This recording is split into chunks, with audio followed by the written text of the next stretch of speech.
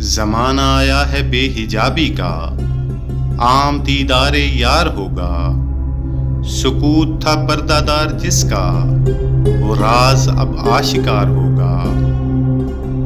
گزر گیا وہ دور ساقی کہ چھپ کے پیتے تھے پینے والے، بنے گا سارا جہاں میں خانہ، ہر کوئی بادہ خوار ہوگا۔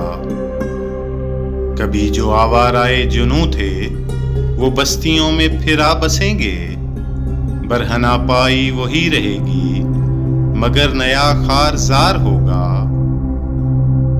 سنا دیا گوش منتظر کو حجاز کی خاموشی نے آخر، جو عہد صحرائیوں سے باندھا گیا تھا پھر استوار ہوگا۔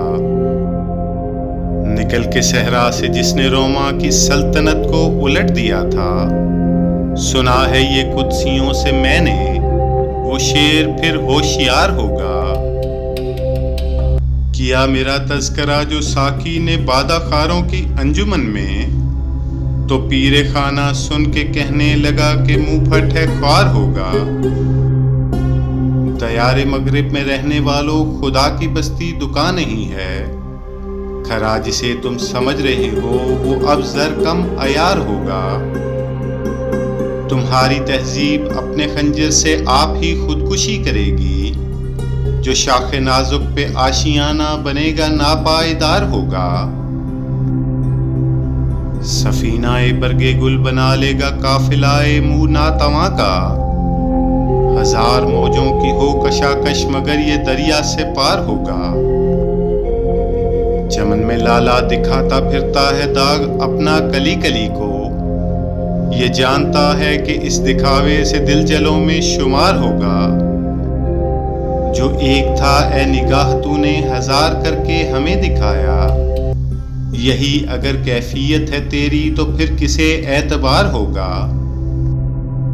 کہا جو کمری سے میں نے ایک دن، یہاں کے آزاد پابگل ہیں، تو گنچے کہنے لگے ہمارے چمن کا یہ رازدار ہوگا۔